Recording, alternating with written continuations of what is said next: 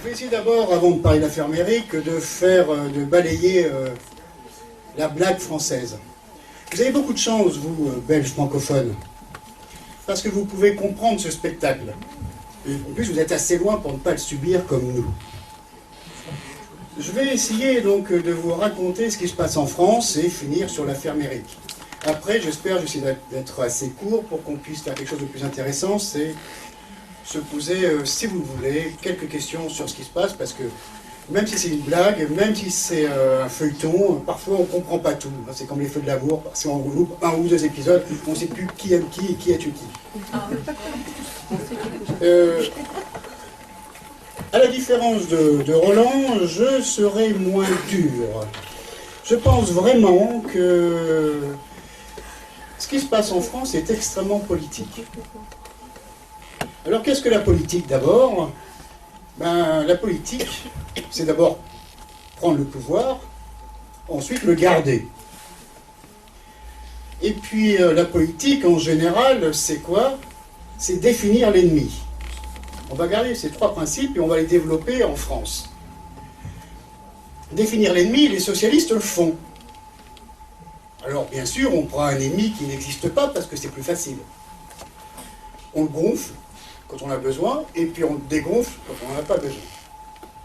Donc l'ennemi en France, c'est Mitterrand qui l'a défini, parce que Mitterrand a tous les défauts de la Terre, mais il n'était pas con.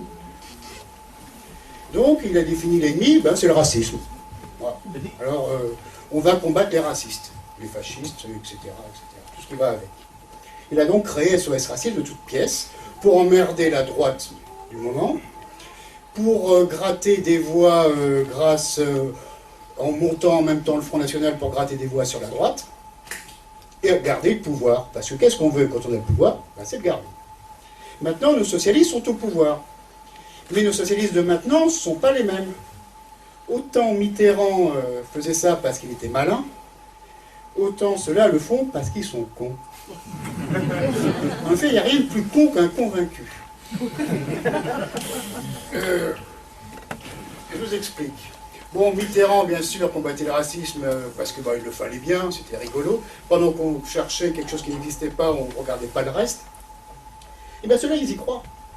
Ils le chassent vraiment. De Hollande à Ayrault, notre Premier ministre, parce que vous n'êtes pas forcément au fait de ce qui se passe, à Valls, notre ministre de l'Intérieur, et même à Méric, plus bas dans l'échelle, à tout niveau. Donc, une fois qu'ils ont défini l'ennemi, ils continuent. C'est pour ça qu'ils font ces manifestations antiracistes. C'est pas uniquement parce qu'ils n'ont rien d'autre à faire, c'est vrai. Ils ne peuvent pas faire grand-chose parce qu'ils ont été payés par les grands financiers pour être au pouvoir, parce que une campagne électorale, ça coûte une fortune. La fortune, ils ne l'ont pas, parce qu'ils ne touchent jamais leur porte-monnaie, ils ne sont pas cons. C'est pour ça qu'ils sont riches, parce que justement, ils ne sortent jamais un sou. Ils sont donc financés. Mais quelqu'un qui vous finance, c'est pas uniquement parce que vous êtes beau. C'est vrai qu'Hollande est beau. Il a un charisme, un charme fou, et il porte bien la toilette. Donc ça ne peut être que pour ça qu'on lui a donné des dizaines de millions d'euros. Non, je pense que plutôt c'est un investissement. Et donc ils attendent un retour sur investissement. Le retour sur investissement, c'est une politique économique et sociale qui leur sied. Il y a quelques mois, j'en parlais avec Roland, aux États-Unis, là où ça se passe un peu plus qu'à Paris, malheureusement, ou à Bruxelles, quoique Bruxelles est une bulle succursale. Ils ont décidé que l'euro devait marcher, quoi qu'il en soit. Alors, c'est plutôt envers et contre tout, parce que l'euro et l'Europe, ça ne marche pas d'enfer. Tout le monde n'est pas hyper content. Donc, ils ont dit, écoutez, s'ils ne le font pas de bonne humeur, ils le feront un coup de pied dans le cul. Bon, ils ne l'ont pas dit comme ça, ils sont polis. Mais je résume, parce qu'on va pas vous dire. Donc, il va falloir entamer le coercitif, c'est-à-dire serrer les boulons. Ce mot, serrer les boulons, on peut l'entendre en Grèce, on peut l'entendre en France, il y a des dissolutions, on l'entend partout en Europe. Et oui. D'un coup, parce qu'il y aurait eu un rappeur qui serait mort, je ne veux pas être méchant, mais à Marseille, il en meurt tous les jours. Eh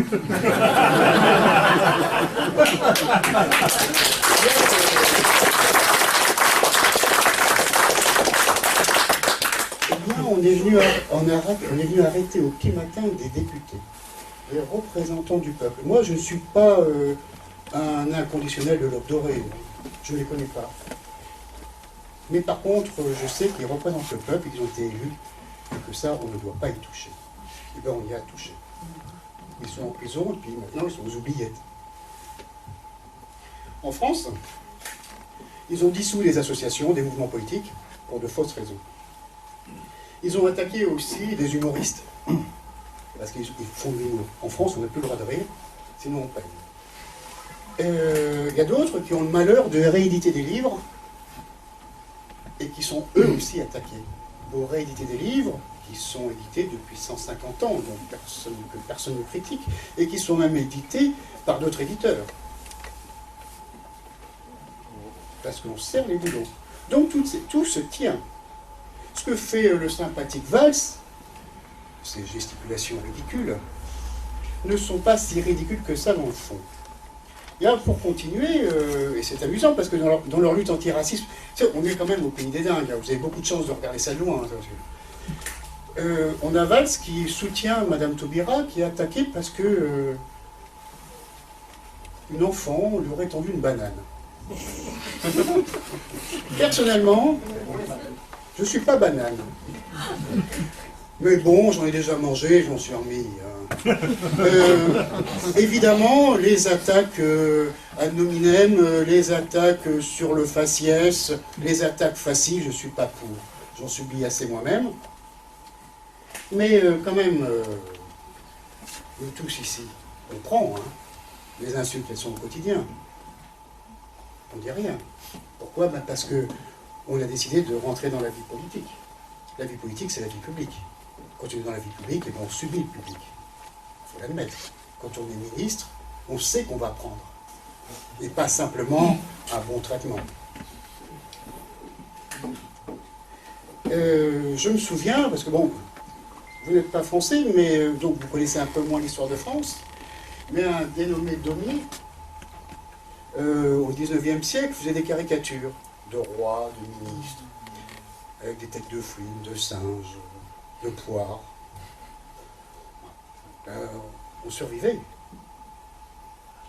D'ailleurs, ce qui est plus amusant, bon, je comprends que Madame Taubira le prenne mal, c'est petit, c'est mesquin, donc elle est une grande femme, elle ne peut pas le supporter. Mais elle est soutenue là-dedans par M. Valls, qui est à l'heure actuelle sous le coup d'une inculpation pour incitation à la haine et à la discrimination. Donc, on a ce truc bancal d'une femme qui est attaquée pour pas grand-chose et soutenue par moins que rien. Voilà. La France, c'est un peu ça. Donc, la politique française, c'est un peu compliqué. C'est évidemment très peu français, vu que c'est décidé ailleurs. C'est, par exemple, le choc de gouvernants, d'une élite et d'un peuple. Alors maintenant, je vais rentrer dans ce qui se passe en France, plus concrètement et d'une façon plus intéressante. Eh bien, vous l'avez vu, enfin, je ne sais pas, il y a des problèmes avec les Bretons qui portent des bonnets rouges. C'est vrai que notre président porte un bonnet d'âne, donc c'est la guerre des bonnets. Mais pourquoi? Pourquoi l'écotaxe? Pourquoi d'un coup on se met à déglinguer ces portiques? Pourquoi on pète les radars? Et pourquoi d'un coup la Bretagne s'énerve? Alors que les crêpes sont bonnes. Eh bien, je vais essayer de vous expliquer pourquoi. Et je vais vous expliquer pourquoi c'est important. Et pourquoi il faut normalement soutenir ces gens-là. Et plus que soutenir, aller plus loin, proposer. Alors, ces portiques font des taxes parce qu'ils ont décidé que la France n'avait pas d'argent et qu'elle devait payer ses routes. Donc on s'est dit, tiens, les routiers qui s'occupent de ces routes, c'est vrai qu'ils viennent sur les routes, les routiers, normal d'ailleurs. Eh bien, on va leur dire, vous taxez, vous payez sur les péages, mais vous ne payez pas sur les routes départementales et nationales, simplement sur les autoroutes. On va vous faire payer un petit peu. Alors, je ne rentre pas sur le fait que quand tu es français, évidemment, tu roules beaucoup plus souvent sur les routes de France que quand tu es étranger. Ce qui fait que les Français payent plus la taxe parce qu'ils font les allers-retours que les étrangers. Donc ça les énerve un peu, ça peut se comprendre.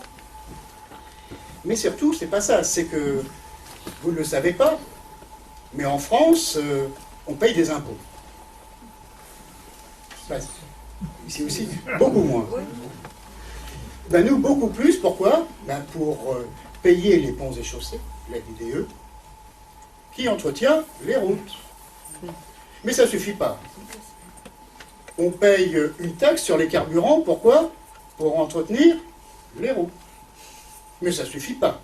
On paye une taxe qui s'appelle un péage sur les autoroutes pour entretenir les routes. Et maintenant, on va essayer d'entretenir les routes encore. Qu'est-ce qu'elles ont, ces routes? Non, mais oui, attends, on va pouvoir les plaquer hors. Hein. Et c'est d'autant plus étrange que, quand même,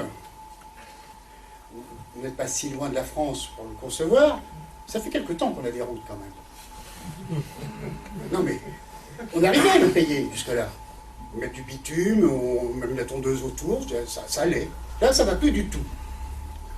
C'est étonnant. Bon, alors déjà, ça paraît un peu étrange, mais quand on va plus loin dans cette écotaxe, qui n'a rien d'écologique, je ne vois pas en quoi une taxe est écologique, d'ailleurs. Bah si, payer, ça n'a rien d'écologique. Tout ton porte-monnaie, tu as un billet, bon, si c'est écologique. Mais ça, c'est pas bien important. On va aller plus avant, c'est quand même... C'est le retour en arrière. Et d'ailleurs, le terme bonnet rouge est bon pour ça. Parce qu'en vérité, ces péages, c'est des octrois. Les bonnets rouges se battaient contre ça, contre l'impôt sous l'Ancien Régime. En plus, les écotaxes, vous ne le savez pas, mais elles ont été montées par un consortium étranger. Donc, c'est des étrangers qui perçoivent nos taxes. Étonnant. Et qui en prennent quand même 20%. C'est énorme. C'est-à-dire que, imaginons que je sois un bon citoyen, ce que j'espère être, je paye mes impôts parce que c'est nécessaire, mais j'en donne 20% à quelqu'un qui n'a rien à voir là-dedans. C'est inimaginable. Merci. Alors donc, on va payer des octrois sur les routes. Ça va continuer aussi d'abord, vous ne savez pas, parce que ça va vous arriver. Hein. Ce qui nous arrive, vous le prendrez dans la gueule. Nous, on est l'avant-garde de la mer. Hein. Eh bien, ils vont d'abord commencer à faire des portiques à l'entrée des grandes villes, contre la pollution. Il ne faut pas le rapport. Et ensuite, sur les routes, et puis ensuite, il y a autre chose. Et ça continue toujours dans ce même état d'esprit. Je ne suis pas un complotiste. Vous savez très bien que vos portables ont un GPS, et qu'ils savent tout ce que vous faites. Vous savez très bien vos cartes bleues, si vous allez dans un sex shop acheter quelque chose pour votre ami, IE ou I, ils le savent aussi. Et là, maintenant, quand vous prendrez la voiture pour aller faire pisser le chien, ils le sauront aussi, parce qu'il y a des caméras. On est quand même dans un état qui est de plus en plus dur. Donc c'est inadmissible. Cette écotaxe n'a pas de raison d'être, je l'ai dit, parce qu'elle est multipayée, c'est une taxe, c'est une surtaxe de taxe de taxe de surtaxe. Comment ça commence à coûter cher? Les Français commencent à en avoir marre. Ils en ont tellement marre, d'ailleurs, que ceux qui nous délivrent des notes, quel droit on est noté par des gens, comment un peuple peut être noté, comment un pays, une nation peut être noté, eh bien non, nous n'avons plus que 2 A. Je ne sais pas par quel âne on a le droit à 2 A, mais c'est comme ça. Eh bien de 2A+, on est passé à 2A parce qu'ils sont aperçus, ils ne sont pas si cons que ça, que les Français en avaient marre de payer. Et ils l'ont dit. On vous baisse parce qu'on comprend que la vache à lait, elle n'a plus rien à tirer. Maintenant, ces Bretons, qui sont l'avant-garde, avec des bonnets rouges sur la tête, bien sympathiques, ont des choses importantes. Et c'est ça qui est important. Et c'est pour ça que nous avons été dissous aussi. Et c'est pour ça que nous sommes attaqués. Et c'est pour ça que le combat est important. Qui sont-ils? Ce sont des Bretons, bien, pourquoi pas,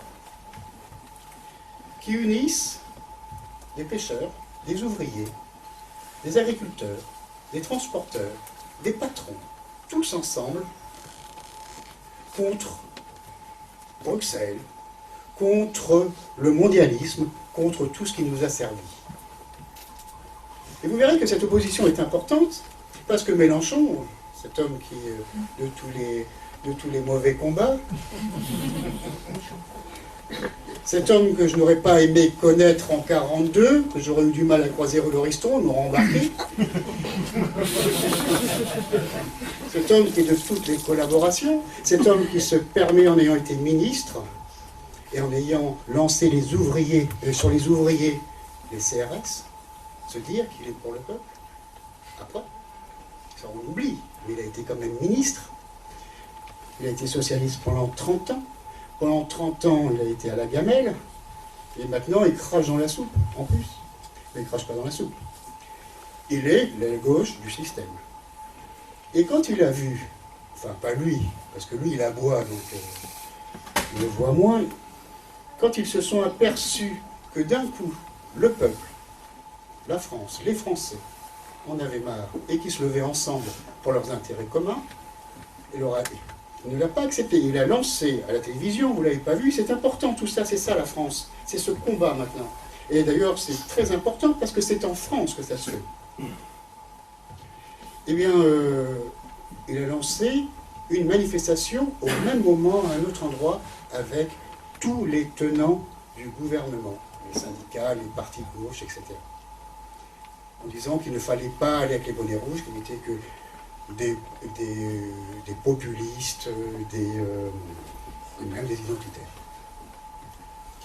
Mais vous savez quoi, la France et les Français sont tous sauf un peuple de veaux. Ils n'ont pas écouté, ils n'ont pas écouté TF1, ils n'ont pas écouté Taubira, ils n'ont pas écouté Valls, ils ne sont pas venus à sa manif, comme l'a dit Roland Elie. Et ça, c'est grave pour eux. Alors, ils ont tenté une manif pour une révolution fiscale. Personne. Contre le racisme. Personne. Alors, notre travail, à nous, c'est de montrer, c'est ce que nous avons toujours voulu en tant que nationalistes, que toute la nation ensemble se lève pour sauver notre pays. C'est ce qui se passe. Eh bien, c'est à nous de l'organiser. C'est pour ça qu'ils nous attaquent. Notre grand travail en France, et puis aussi, évidemment, dans votre pays, c'est de nous unir tous contre ce grand capital qui nous a servi. Alors, je vais très, très rapidement vous expliquer pourquoi ça ne va pas du tout en Bretagne, parce que ça vous concerne un peu aussi. Qu'est-ce qui se passe? Eh bien, je prends un exemple facile. En Bretagne, on élève des poulets, du porc, on fait des montagnes de choses comme ça. Et je prends le cas du poulet. Imaginons, j'ai un champ, et puis j'ai un hangar, et je décide d'élever du poulet. Il paraît que ça marche. En tout cas, mon banquier me l'assure. Donc, je me renseigne et je vais voir les producteurs. Les producteurs, vous ne savez pas, mais pour avoir des poulets, c'est con, mais il faut des poussins. Il faut donc avoir des œufs qui soient faits par un coq et une poule. Encore. Pour le moment. Mais ça s'achète, les producteurs. Ça s'achète même d'une façon exclusive, parce qu'il en faut des dizaines de milliers.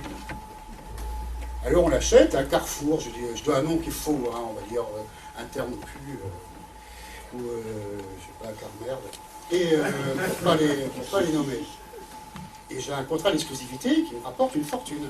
Alors, mais le problème, c'est que ces grandes sociétés me disent Serge, on est d'accord pour que tu fasses de la poule et du poulet, à la tonne, mais il va falloir que ça soit propre, c'est leur honneur, que les bêtes soient bien nourries, qu'elles ne soient pas stressées, et que ça répond à un certain nombre de normes. Je dis oui, mais le problème, c'est que ces normes, ça coûte. Je dis, c'est pas grave, Serge. Tu travailles avec nous, tu as un contrat, tu vas voir ta banque, et tu auras un crédit. Et moi, content, je vais voir ma banque, et la banque dira, ah oui, vous avez un beau contrat, on vous fait un beau crédit. Je le fais. Ça, c'est acte 1, scène 1. Au même moment, à l'autre bout de la planète, enfin, j'exagère, à l'autre bout de l'Europe, non, des Allemands achètent en Ukraine des tonnes de poulets qui sont élevés on ne sait pas où, peut-être à Tchernobyl, c'est moins cher, qui du coup grossissent beaucoup plus vite, on ne sait pas ce qu'ils mangent, ils sont stressés d'ailleurs, qu'on fait arriver en Allemagne à coups de pied dans le cul, et puis on les abat. Mais on les abat comment? Vous savez, en Allemagne, il n'y a pas de SMIC. Eh bien, un boucher, c'est 400 €. Les nôtres, au SMIC, c'est 1002. Et puis on les transforme. Et puis après, bon, ben, comme on les a achetés une poignée de cerises, rien du tout, qu'on les a tués pour rien, et ben on les envoie à Rungis, en camion polonais, qui se branle complètement des 35 heures, qu'on n'a rien à foutre des charges sociales, et qui paye une essence qui est beaucoup moins chère. Alors à Rungis, qu'est-ce qu'ils font? Ils sont pas cons, hein. Ben, ils achètent du poulet allemand, qui est devenu allemand. Et ben moi, je suis au fin fond de ma Bretagne avec mes poulets roses et frais, et je peux aller me faire foutre. Parce qu'ils sont trop chers. Ben oui, mais ils n'achètent pas. Bon, ben comme ils n'achètent pas, il faut quand même que je paye mon crédit. Et je suis mort. Voilà pourquoi ils combattent. Et c'est pareil pour la pêche. Il y a un grand magasin, un grand supermarché français qui maîtrise toute la pêche française, qui maîtrise les criers, qui maîtrise tout. Pareil pour la pêche, pareil pour les céréales, pareil pour le porc, pareil pour tout. Ils ne peuvent pas tout faire. Alors que faire? Mettre un bonnet rouge? Oui. Gueuler dans les rues? Oui. Crier aux langues d'émission? Évidemment. Mais ça ne suffit pas, il faut proposer quelque chose. Mais si, maintenant, quoi qu'il en soit, moi je suis un nationaliste convaincu.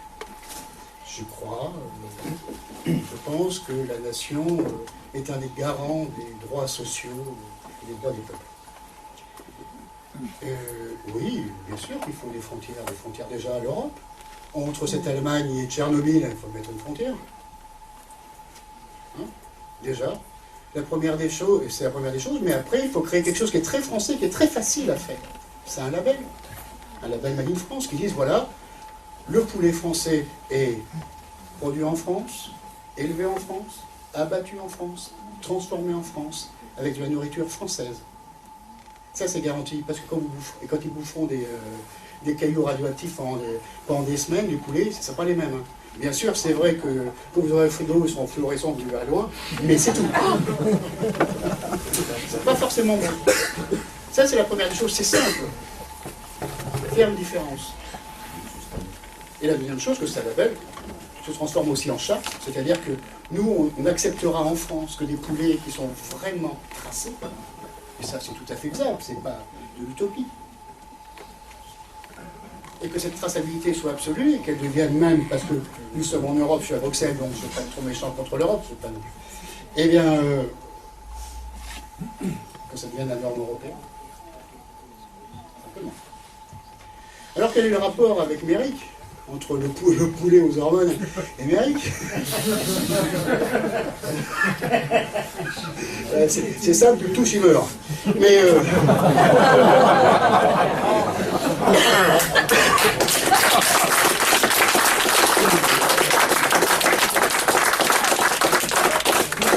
ça part du même principe.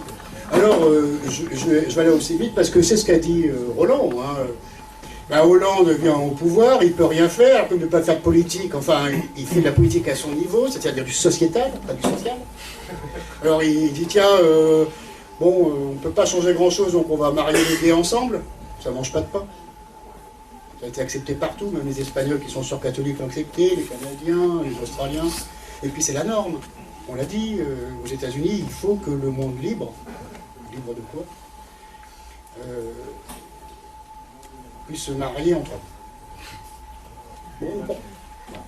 Il faut être honnête, en France, il doit y avoir 500 à 1000 couples par an qui se marient, donc c'est pas la grande révolution. Surtout qu'ils divorcent aussi vite parce que la fête est terminée et que pendant la fête, ils sont allés se faire bourrer par quelqu'un d'autre dans les chiottes. C'est horrible ce que je dis. C'est petit, c'est mesquin. Mais il y a déjà des divorces. Ils sont mariés il y a un mois, ils ont déjà divorcé. Et d'ailleurs, il y avait un sympathique couple lesbien à qui on demandait mais pourquoi vous mariez-vous? Pour la fête. Oui. Bon, c'est notre conception du mariage. Pour faire une fête, tu n'es pas obligé de te marier, parce que si chaque fois que le vendredi soir tu vas en boîte, tu es obligé de te marier, ça va. Vous avez commandé des poules? Vivant. Donc, bon, il a fait son mariage, il devait passer comme une lettre à la poste. Bon, ça n'a pas vraiment bien passé. Les Français ont dit non, ont dit merde. Mais c'est ce qu'il se dit, Hollande, parce qu'il le pense. Hein. On voit que cet homme-là pense. S'il vous plaît. S'il vous plaît, d'ailleurs. Il pense vraiment que le mariage gay, c'est une avancée. Que ceux qui sont... C'est pas forcément une balle. Je ne sais pas jusqu'où ça avance. Mais c'est une avancée. Il pense vraiment que ceux qui sont contre le progrès. Que être contre le mariage gay, c'est être homophobe. Il le pense vraiment. Je ne pense pas que simplement on peut avoir une conception de la famille, de certaines valeurs, qu'on n'a pas forcément envie de louer des ventres, d'acheter des enfants en promotion, enfin plein de ces trucs-là. Cet esclavage enfantin ne peut pas forcément. Ça, il ne comprend pas. Et donc, si vous êtes homophobe, vous êtes d'extrême droite, extrémiste, violent, forcément. Et l'extrême droite est violente. Méchant. Évidemment, sinon tu aimerais les homosexuels. C'est parce que tu as la haine en toi, parce que tu comprends pas, tu refuses l'autre. Ah oui. C'est pour ça. Et puis il manque plus que maintenant, à la sortie d'un magasin, un sympathique jeune qui aime les animaux, la musique, soit pris à partie par une horde de fascistes, de brutes, assoiffés de sang et de guerre. Heureux sur lui, ils finissent par terre, coup de poing américain, une page de baseball. Et ça, c'est l'acte 21 qu'a dit le numéro 2 de chez Mélenchon, M. Corbière. C'est merveilleux, c'est méchant ce que je vais dire. C'est une cerise sur le gâteau. Les homophobes, l'extrême droite, ça tue, la preuve. On voit tous se lever comme un Carpentras. On va tous repartir contre l'antiracisme, et puis on va oublier tout ça, tous ensemble, tous les Français unis avec les socialistes. Parce qu'il faut garder le pouvoir. Il y a 2017. En 2012, Hollande a été élu en prévision de 2017. C'est pas pour passer des lots, pas pour sauver le pays, pas pour gérer, c'est pour 2017 qu'il a été élu en 2012. Et il ne sait pas comment faire. Alors, il calcule ses ennemis. Bon, on dit on va monter Marine, parce que c'est ce qu'ils font. Parce qu'elle ne passera pas. Puis elle voit qu'ils montent. Puis bon, en même temps, faut quand même, il y a Sarkozy qui peut revenir. Dès qu'il pointe son nez, c'est amusant. Alors bien sûr, ce que je dis, hein, évidemment, il ne faut pas le prendre au sérieux. Mais étonnamment, dès que Sarkozy, je ne suis pas sarkozyste, a pointé son nez, affaire Bettencourt, badaboum. Il sort de l'affaire Bettencourt, allez, on lui met un Karachi dans la gueule. Et en même temps, on lui met un pied Bernard Tapie. Avec ça, si on n'arrive pas à lui faire une interdiction d'éligibilité, putain, merde. Ah. Alors, en même temps, on a Copé et Fillon qui se disputent, qui font le combat des nuls. Bon, donc, c'est à peu près réglé, il ne reste plus que Marine. Et Marine, malheureusement, et ça, Mitterrand ne l'avait pas compris, parce que si Mitterrand était une ordure, c'était pas un génie, eh bien, les votes nationalistes viennent de la gauche. Et on commence à prendre systématiquement des votes chez les socialistes, au Parti communiste aussi, l'ex, mais ça fait longtemps, etc. Donc, ils ont vraiment peur. Alors on essaie de rendre inéligible Marine et d'attaquer nos idées. C'est leur démarche. Alors qu'est-ce qui reste aux socialistes pour passer? Eh bien, il reste à ne plus être au pouvoir tout en y restant. Et ça, Mitterrand, qui aimait bien Mazarin, l'a très bien compris. Alors comment faire? La première des choses, c'est et si on changeait de Premier ministre? Bon, de toute manière, ça ne change pas grand-chose, parce que Hérault, je ne sais pas si vous voyez, c'est une blague. Un Premier ministre, vraiment. Si demain il meurt, mis à part sa femme, peut-être, et encore, c'est pas sûr, personne ne sera au courant. C'est vrai. Ben donc, on va se dire, bon, qui on pourrait mettre?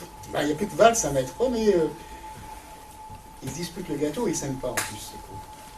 Alors non, on ne va pas mettre Valls parce qu'il peut être calife à la place du calife.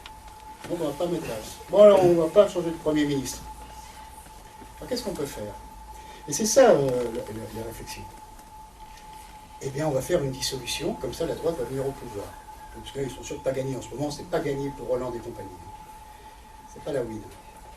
Eh bien, si jamais il y a une élection pour les législatives, pour des nouveaux députés, ils seront de droite, au minimum. Alors donc le Premier ministre sera de droite, ce sera une cohabitation. Donc les lois seront de droite. Donc toute la merde, parce que c'est un tas de merde la France, hein. C'est triste de dire ça. Parce que je de mon pays, c'est un horrible constat, c'est à cause d'eux, c'est pas la France, c'est ce qu'ils en font. Ça sera la faute des autres. Donc ils pourront se mettre dans une opposition tout en étant toujours dans le pouvoir. Et en 2017, Hollande va se présenter en disant si je n'ai pas réussi, c'est à cause de l'UMP. Mais l'UMP n'est pas conne, elle n'a pas forcément envie d'être l'abruti de l'histoire. Parce que tout le monde sait très bien que les ministres de cohabitation et les premiers ministres de cohabitation ne passent pas. Mais, toujours dans les finasseries, dans la nullité française, on a le combat des nuls de tout à l'heure, qui est celui de Copé et de Fillon. Copé, il a une grande phrase, parce que chacun reste sur cette planète pour avoir dit un grand mot quand on est en politique, et lui, c'est le mot pain au chocolat. Voilà, ça sera ça. Sûrement, c'est ce qui restera de lui. Et Fillon, c'est même pas ça, parce qu'il a eu peur du mot pain au chocolat, c'est dangereux. Au bon niveau. Mais alors, si jamais il y a une élection, ben, Copé sera d'accord pour être Premier ministre, parce qu'il n'arrive même pas à être premier de l'UMP. Et puis comme ça, il pourra niquer Sarkozy. Même s'il sait qu'il ne passera pas, il sera au moins chef de l'opposition. Parce que pour l'instant, il n'est même pas. La France, c'est ça. C'est un panier de crabes. Bon, alors maintenant, pour terminer sur Méric, je vous ai dit, le problème de ce jeune, c'est que, et c'est comme de beaucoup, c'est qu'ils y croient. Ils y croient. Ils croient qu'ils vont combattre le fascisme et le racisme. Alors ils en cherchent, ils n'en trouvent pas. C'est un type, il a une calvitie, il a un tatouage, une paire de chaussures. Le problème, c'est qu'il y a beaucoup de gens en France qui ont des paires de chaussures. Alors ils agressent au tort à travers, et puis ils ne se rendent pas compte de ce qu'ils sont, quoi. C'est méchant ce que je veux dire sur Méric, mais bon, il était antifa parce qu'il était refusé chez les féminines.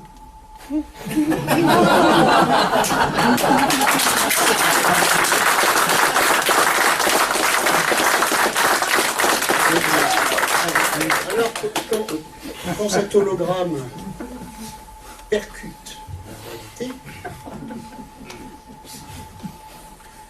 c'est sinistre pour Esteban. Parce que lui, il a demandé simplement d'acheter un Fred Perry et Samuel. Ils ont simplement voulu acheter un polo. En France, quand tu achètes un polo, tu sais à quelle heure tu vas, tu sais pas quand tu rentres. C'est ça. C'est peut-être dans 1 an, peut-être dans 5 ans, peut-être dans 15 ans. Tout le monde sait, toute la France sait. C'est pour ça que ça a complètement foiré leur truc.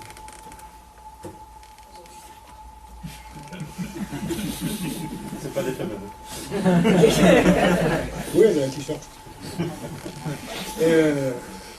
Tout le monde sait que cette affaire est foireuse, dès le début. On a réussi à démontrer qu'il y avait un but. Maintenant, il n'y a plus de doute. Et ce sympathique étudiant qui aimait les animaux et la musique, on attaque en bande une personne seule, ils étaient à 3 sur lui. Sa dernière action, ça a été d'essayer de lui porter un coup dans le dos. Et ce que je vais dire, c'est une parole de militant, de combattant politique. Quand j'étais plus jeune, ma mère me disait « Serge, à force de te bagarrer, parce que je suis un peu bagarreur, un jour tu vas prendre un mauvais coup et tu vas mourir. » Et je disais à cette époque-là, parce que j'étais bête, mais il n'y a rien de mieux.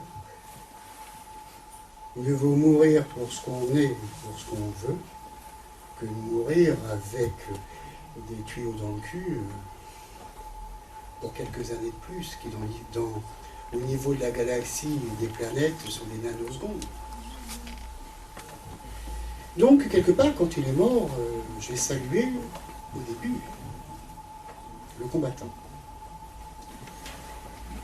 le problème, c'est qu'en termes de combat, il y a aussi quelque chose qui s'y accroche, c'est l'honneur. Si la vidéo révèle que son dernier acte, c'est d'avoir frappé dans le dos, je peux vous certifier qu'il n'ira pas au Valhalla.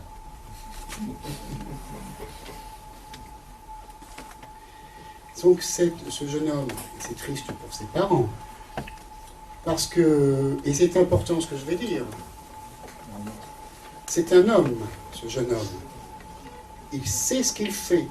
Je ne veux surtout pas lui enlever la responsabilité. Ce n'est pas un trisomique. Non. Même s'il est antifa. Il sait ce qu'il fait. Il est allé au combat. Il l'a voulu. Non pas mourir, mais combattre.